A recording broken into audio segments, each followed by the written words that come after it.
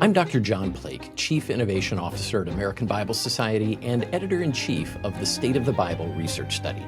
Since 2011, we've been exploring America's relationship with the Bible, faith, and the church.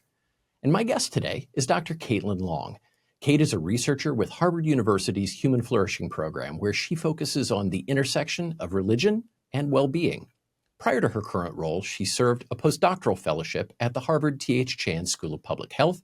She holds a doctorate in public health from Boston University, a master's in public health from the University of Utah, and an undergraduate degree in religion from Vanguard University in California. You can find much more about her recent work on the Global Flourishing Study by visiting globalflourishingstudy.com. That makes sense, doesn't it? Welcome, Kate. Thanks so much for taking time to be with me today. Thanks for having me. My pleasure. As we get started today, I wonder if you could kind of educate our audience a little bit more about the Global Flourishing Study, your role with the project, and how did you get involved with all this flourishing stuff? Oh, those are good questions. So the Global Flourishing Study is a research project that expands around the globe to 22 countries.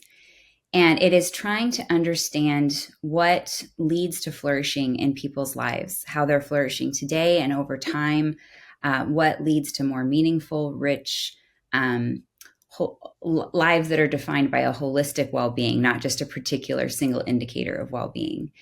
What makes the study unique is that it has what's called a longitudinal design. A lot of studies that study people around the world will take even the same set of questions, but when they ask them year over year, they're asking different individuals. This study is trying to do something very different by following over 200,000 people across a multi-year study to see how their particular life and well-being and health change over time. And it's much harder to do that. It's much more expensive to do that because people move, they change their numbers, they change their address, they don't always answer the phone. But the effort in doing that will help us have a deeper understanding of what leads to flourishing in countries that in and of themselves are quite different and allow us to reflect, I think, more deeply as a global society, what leads to well-being, what leads to flourishing, and how we can promote those ends from our various neck of the woods, so to speak. So to answer your other question, how did I get involved? I've been at the Human Flourishing Program for 6 years and counting, and this is very much an all-hands-on-deck project. I get to take no credit for its design or execution. That's entirely the credit of our principal investigators, Tyler Vanderweel and Byron Johnson, and the really extraordinary partnership that our two universities, Harvard and Baylor, have with Gallup and with the Center for Open Science. This is really no one institution, no one group could do something like this on their own. And the goal has been to do it as thoughtfully and as rigorously as possible, which is where the Center for Open Science has really played a significant role in making sure that all of our research questions and the data itself are publicly available, that our code is publicly available, that how we got to these questions is really explicit and clear, just so that other researchers from around the world can dig in and ask and answer their own questions. And this, the heart of this is for it to be a global resource, not just something for a select few researchers. So that said, I'm just one of about 40 people who are considered core team, and every one of us is hustling. So it's a lot of work, and we welcome other researchers to join along as things progress.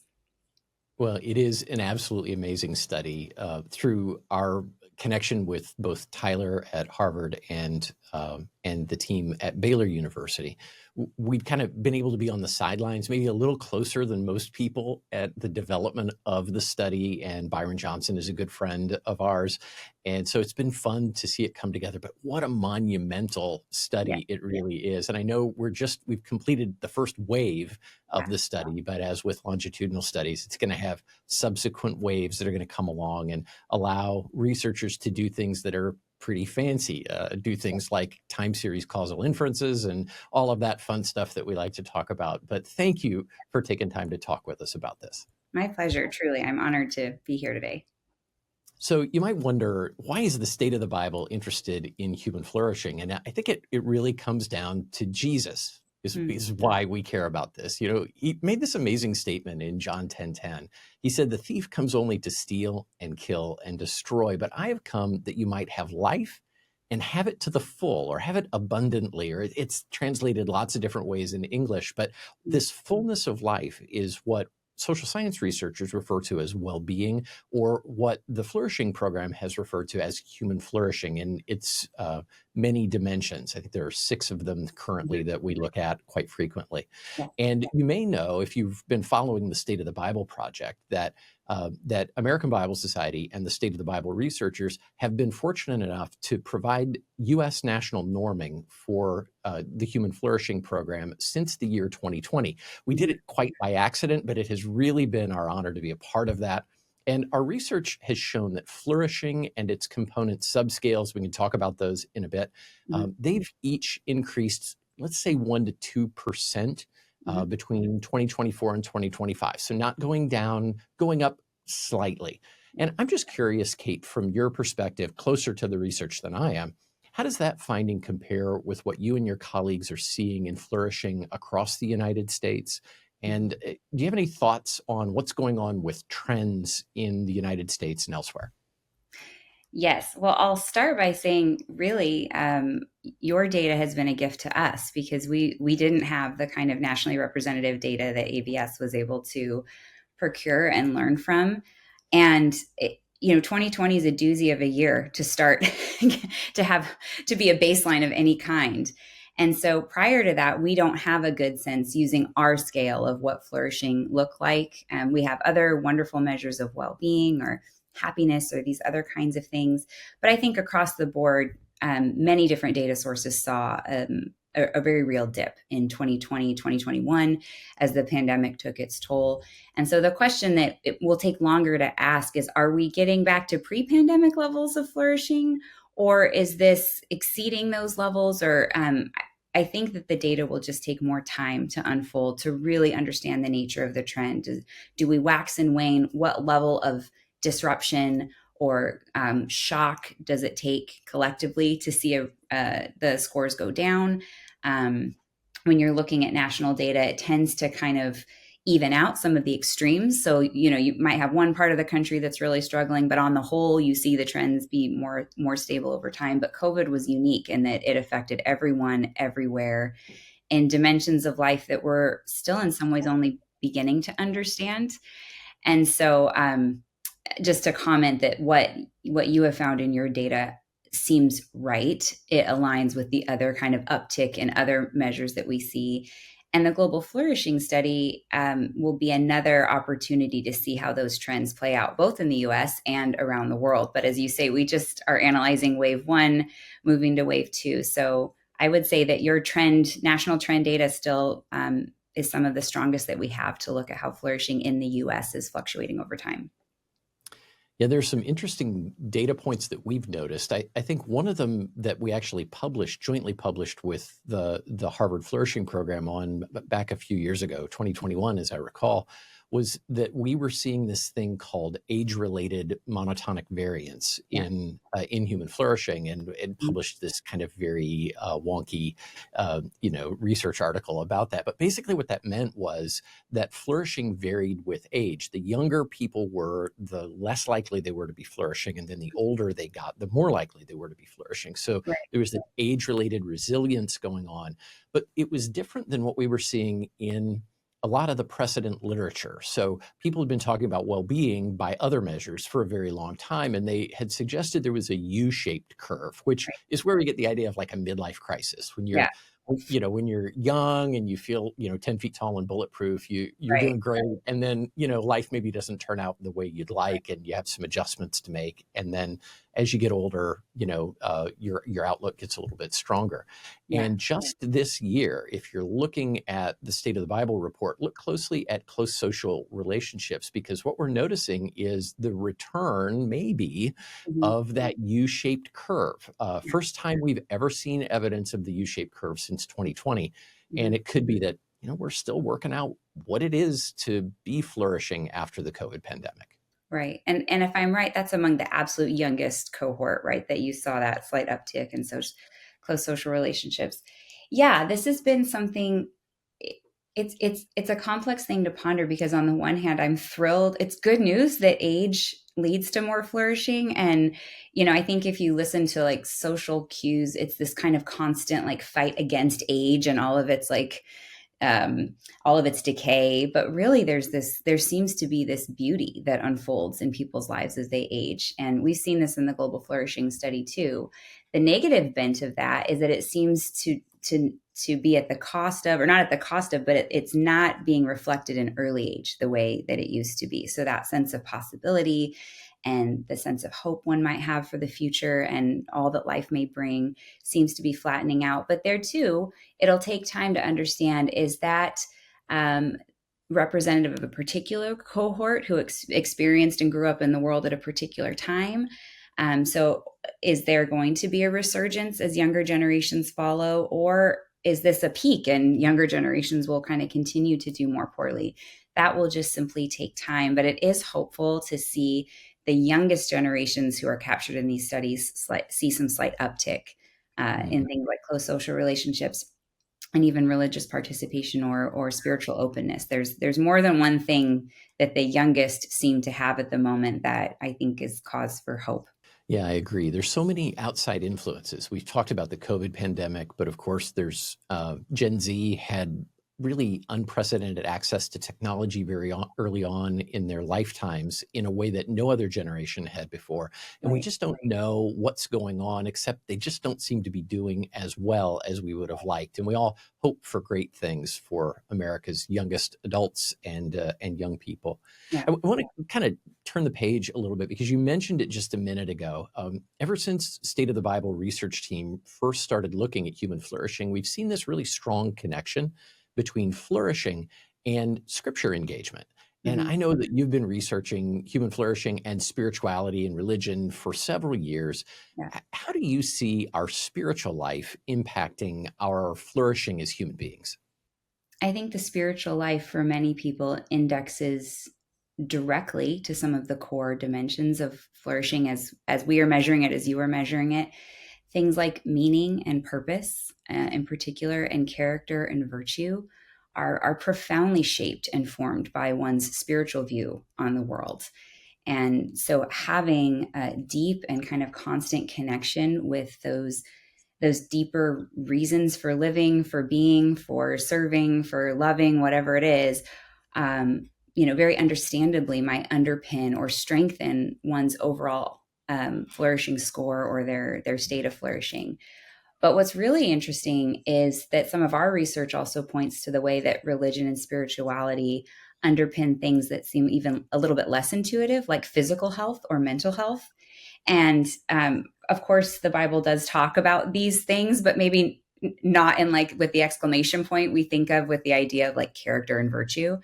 But in fact, when people are engaged deeply in their religious communities and they do so at a higher frequency, there are these knock on effects over time in one sense of anxiety, depression, even their mortality, their risk of mortality. There's these goods that are procured. And we have to always say, I'm a preacher's kid. And so I am very aware that at the individual level, uh, there can be hurt in the church. There can be pain. We always have to kind of hold these things. Two things can be true at the same time. There can be very hurtful or painful experiences in religious community. There can be moments where faith does not feel like it's helping, where you might be even experiencing something like a dark night of the soul, an absence of the felt presence of God, or these kinds of things. And so that can be very true at a particular individual level, while at the same time, in the aggregate, on the whole, when you look at a population level, you do see that these exposures, if we're thinking like epidemiologists, these exposures to faith, of scripture, of religious participation, do point towards really good ends. And so I think it can be uh, I think that finding can be a bit surprising to social scientists who don't come from a faith background.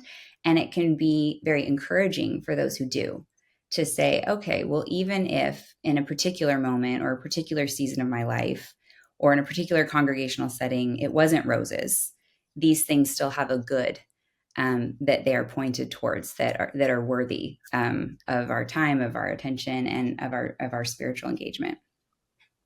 Man, that was so well said. I have a good friend, Dr. Arnie Cole, who works at Back to the Bible. I don't know if you've ever run across Arnie, but one of his favorite statistical wonky things to talk about is Simpson's paradox. Mm. And Simpson's paradox, for those of you who don't know anything about it, you can look it up on the internet and find all kinds of information. But it basically says that a trend within a small group of people can mask the overall trend within a larger group of people, or the other way around. So you can run a regression on multiple clusters that are all negatively trended. And if you run the regression correctly, it'll show a positive trend. And I think that's another way of putting the idea that people can be experiencing real, Mm-hmm. meaningful difficulty in their relationship with God, their relationship to the church. Mm-hmm. But at the same time, we as a group of people across time Mm-hmm. experience great benefits from the Bible, from faith, from the church. Mm-hmm. And of course, that doesn't solve the problem for the individual. We have to care for them. We have to care for our neighbors as ourselves. Right. But it's so true that we're seeing all of these great effects. And I thank you for the sensitivity and the way you brought that up. Yeah. I know that the Global Flourishing Study was just released. The big part of it was just released here at the end of April. I know you've had access to it for a little bit longer than that, but Yeah. I think our listeners in the U.S. might be kind of surprised to learn about the global rankings of nations on human flourishing. Mm-hmm. And what I found surprising was that among the nations that were studied, the U.S. ranked 15th in core human flourishing, Mm-hmm. and only kind of ticked up to 12th position when we accounted for our relative financial affluence. In other words, we brought in financial and material stability, and said, oh, well, we don't feel like we're wondering for the most part where our next meal is coming from, or there are social props for most people in America that allow them to feel confident in their financial position relative to the rest of the world. So 15th or 12th, depending on how we think about it. And so I'm just wondering, what do you think is missing in the culture of the United States that gets these kind of middling scores for us? There's reflections from what the data can tell us. And then there's kind of personal reflections that I've had as I've thought about this. And then as our team, I think people would be surprised to, or maybe enjoy listening to how a group of researchers sit around the table and reflect when, the rankings surprised us too. We didn't anticipate, the wealthy countries to be winning at everything, but it's just that it tends to be more middle income countries, both low and high middle income countries, that are doing better when we think about this broader context of flourishing than wealthier countries. And I think we're used to seeing rankings of countries predominantly by GDP and thinking like who's winning, who's losing. And we think about winners and losers too easily. We're like winning, losing. That's been expanded out a bit with ranking of each country's happiness score.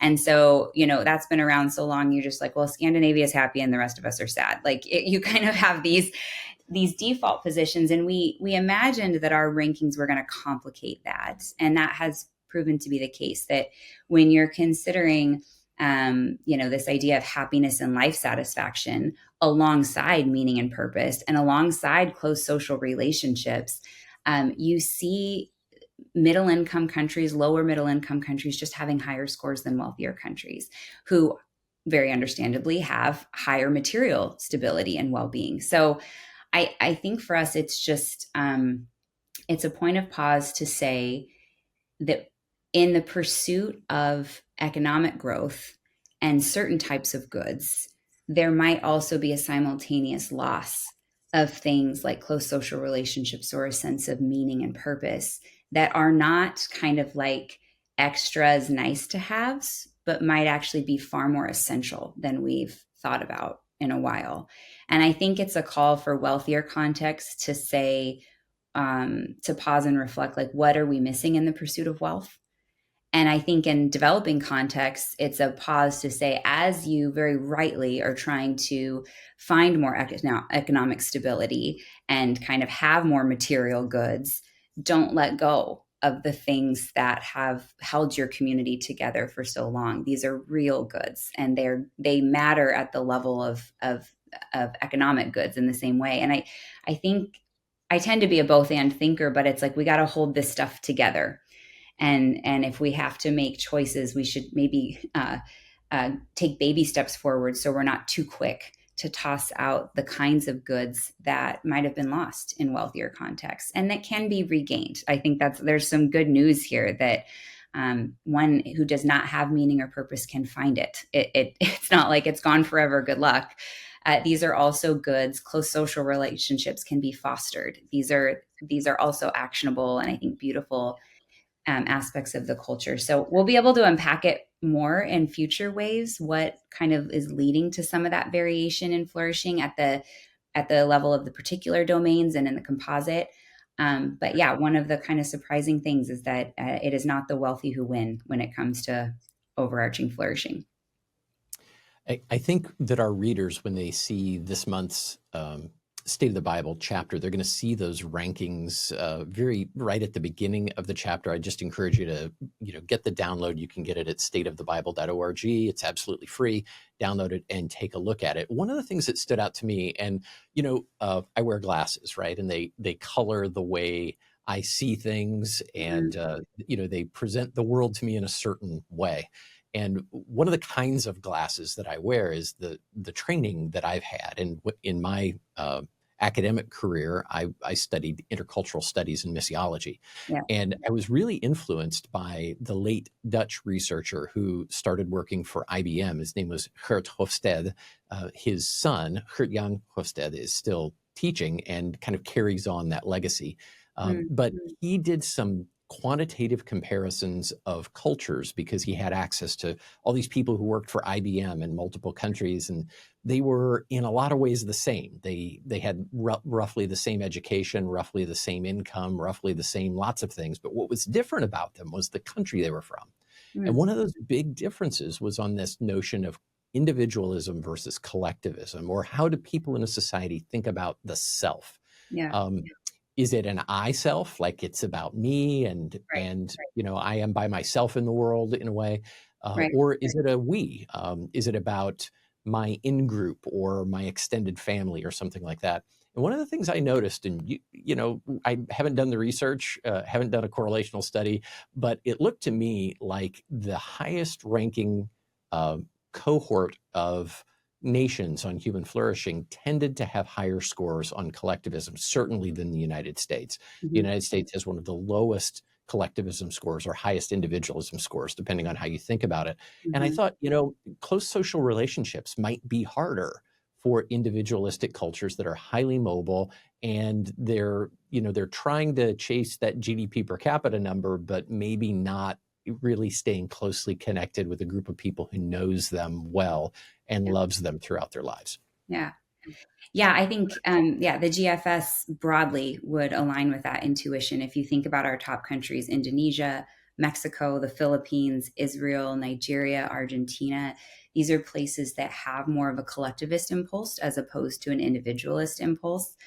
Again, all of this is like the caveat in the aggregate. These are kind of like broad cultural overlays. I've spent enough time outside the US to know that individualism is, kind of emerging in pockets in all sorts of countries. And we have wonderfully kind of collectivist pockets here in the US as well. So, but broadly, yeah, I think that intuition plays out. And so as we kind of move into an ever increasing technological era, the era of AI, I think that these are important findings and important moments of pause to say, to identify the good, which is maybe close social relationships and a we, not I, and be very mindful about how our new technologies and our new economic pursuits are either promoting that sense or impinging upon it, and allowing the countries that seem to have this on lock to be the teachers to those countries. This kind of idea, I was in the global health world for a long time.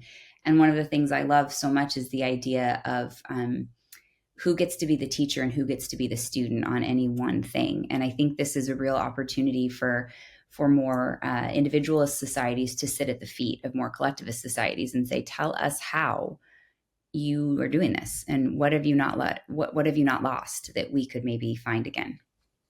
That's great. One of our concerns over the past few years has been that we've really noticed low levels of human flourishing in the younger adult generations in America. Now, State of the Bible only does research among adults, so they're age 18 and older. The youngest adult generation, Gen Z, is not fully adult yet. And Yeah. so we only look at Gen Z 18 to 28 this year.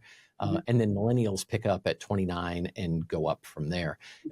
But what we've noticed is that though overall those generations aren't doing as well as their elders, when young people are scripture engaged and they're active in their faith, if you're scripture engaged in America, you tend to be church engaged in America. Not absolute, Yeah. it isn't always that way, but for the most part, it is. Yeah. And so this active involvement with the Bible and with faith seems to promote what I have sometimes called a precocious level of flourishing. Um, that you're just like, wait, you in your flourishing or in your well-being scores or in your stress scores or in your hope scores, you look like a much older group of people than you really are. Yeah. Can you talk about what you're seeing? Why is it that young adults who are engaged with the Bible seem to have higher levels of flourishing than their peers? Yeah, I think about it in two categories. One is the spiritual and one is the sociologic. So at the spiritual level, I think that engagement with scripture is quite literally forming hearts and minds and bodies and kind of reframing one's view on the world, the lens that they are kind of encountering reality through. I think about, just very, very practically, and this is also the case in my own life, the idea of body image, the idea of beauty, the idea of what is considered good and right. Very different messages when one is soaked and saturated in scripture about the goodness of God's creation, the value of the interior life and not just the exterior. All of these things are being reinforced that are shaping one's psychology. They're shaping one's heart, both in sensitivity to yourself, but also into sensitivity to others who are differently formed. And then, of course, it's shaping your body, maybe protecting you from certain habits or practices that would harm the body, or promoting types of goods that would kind of build proper physical strength. So that's just like one very concrete example, but there's this deep kind of spiritual process taking place when a young person's encountering scripture. But then sociologically, scripture, even when read alone, should not be understood alone, meaning that it's hard. And it is often our encounter with scripture that drives us into that community, not just for the social connection, but for the formation to say, how do I make sense of this? How do I discern this? This is a really tough passage. How do I help me think like, in ancient Hebrew here, because it's not intuitive how I'm supposed to read this. And so even though that might be seen as like somewhat of a cognitive, like faith formation process, it also has this motivating social and sociologic engine that pushes young people back into community, often multi-generational community. My brother and I joke that our favorite friends are dead people, because you're in conversation with voices from the past and in the present. And so there's a lot that's operating, I think, when young people pursue faith deeply, some of which we can measure and some of which we can't, but we can intuit. And, part of our hope at the Human Flourishing Program has been to contribute to the effort of measuring hard things, including things like theological hope, faith, love, flourishing, things that we'll never get perfectly right, but, why not try? That's so true. We understand scripture in the context of a hermeneutical community that helps us unpack not just today, but across time. Mm-hmm. What does this mean for followers of Jesus? And Mm-hmm. how do we apply it to this 21st century context, which is a new challenge, I think, for all of us every day. Yeah. I think, people who read the Bible are part typically of that faith community. And you had an interesting finding in the Global Flourishing Report. I'm going to quote it briefly. You all wrote, quote, "Religious service attendance seems especially important across almost all countries, and its effects are strongest in the most secular countries." Mm-hmm. That was kind of interesting. The British and Foreign Bible Society, just the same day the Global Flourishing Study came out, they released the Patmos study of global Bible engagement. Mm, And the United States and Western Europe, Canada, Australia, New Zealand, we're part of a group that was sort of known as the secular West. mm, And so it's interesting, you're not making a distinction here about Christian religious services or other kinds of religious services, but that the effect of religious service attendance seems to be its strongest in places where people are most secular as a national culture. Can you kind of unpack that for us? I mean, how critical is faith community to human flourishing?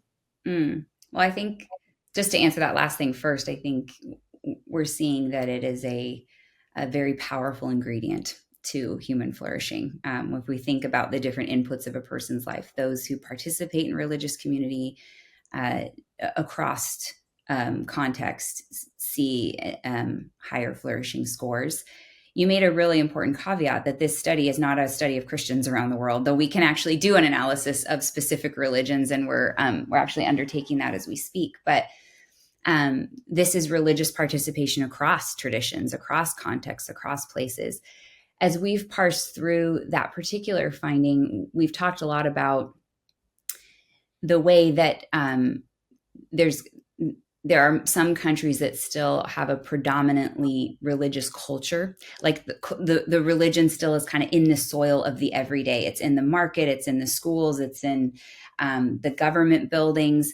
And so in those contexts, it might not be that one's exposure to faith community only happens in religious service attendance. It's kind of like diffused throughout society. Whereas in secular society, you're not encountering those religious exposures, that spiritual nurturing in lots of places. It's more condensed and more focused to be your religious community properly understood as maybe a place of actual gathering. And so, it's a little bit of like a light in the darkness kind of metaphor where there is less of it, it shines brighter. Where there is less of this kind of these religious and spiritual ingredients, the place where you find it becomes even more powerful and has a stronger effect, or we can see that effect more clearly when it's not diffused throughout society. So that's kind of how we're initially unpacking it, and then again, we'll add more nuance in years to come. But Yeah, so I'm curious in light of that, are there things that church leaders in the U.S. You're a preacher's kid, I'm a preacher's kid. We kind of come from this background, and I think a lot of people who follow us are leaders in the church, whether they're clergy or they're lay leaders in their local church. Are there mhm. things that they can be doing that will help their congregations and communities to flourish? I'm getting asked this question with increased frequency lately, and I find myself saying some version of "be yourself," which is to say, amidst our conversations of good conversations about innovation and how do we adjust how we do things to be, up with the times and all of these things. Uh, the research really reinforces the basics of meeting together faithfully, of practicing the basics, which is a cultivation of deep hope, faith, love, not just love for one's neighbor, but love for one's enemy. We've had a whole body of research at our program about the power of forgiveness, what's happening in the mind and the body when we forgive, and thinking through forgiveness as the replacing of ill will with goodwill, not foregoing justice, not even rushing to reconciliation, but that release. And these are some of the most basic things that Scripture teaches. And if we let go of those things, we lose. And so I would say to a lot of pastors, be encouraged to be yourself. I think there is a spiritual hunger that is looking for things with deep roots. And so even as we think through our spaces, our styles, our volume level, the temperature in a room, all very important things to consider. Don't let go of those core and essential things, and just the habit of meeting together. I think there's, again, in a virtual society, there's a lot of invitation to be less embodied. And I think the church should be a place that resists the temptation to become disembodied in a way. It does best in a fleshy.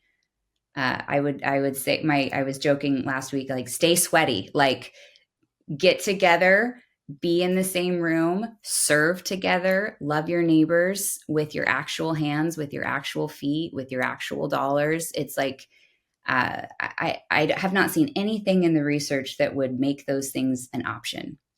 And so I would say stay the course in that sense.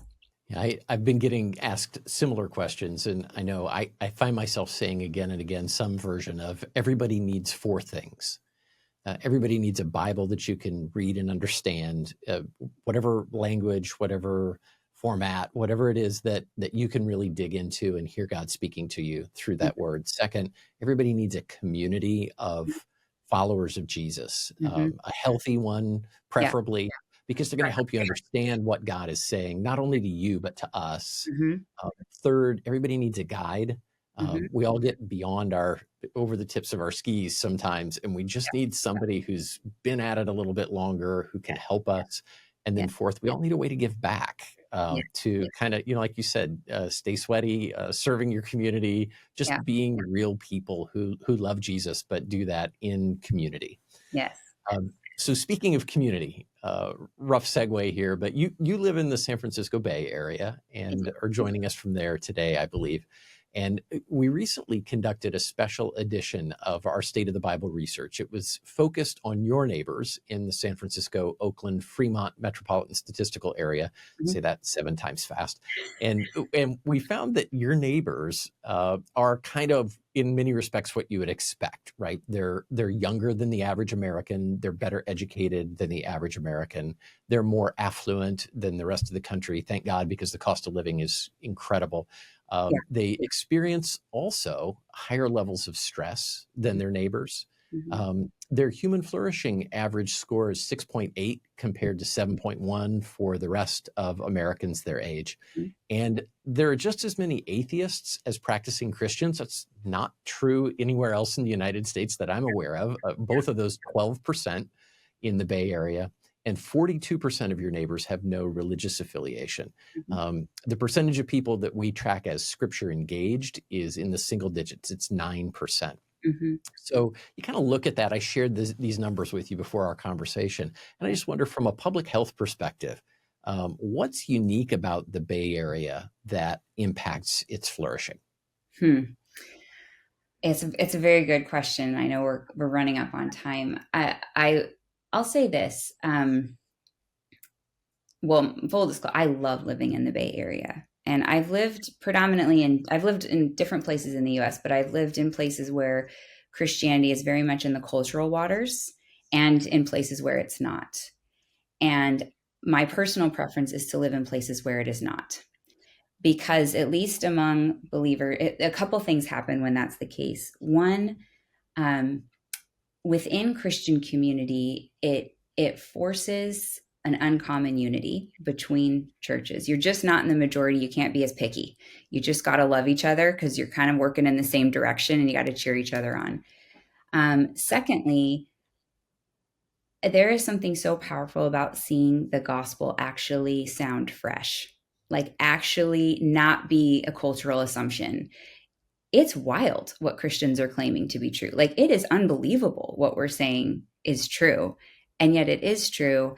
And so seeing that kind of work its way through our the people who are walking into our churches for the first time or discovering faith for the first time and who do not have kind of like a cultural backdrop, it's really powerful, and it really ministers to me, to my own faith, to kind of see that truth kind of slowly work its way through and transform lives, transform families, transform communities.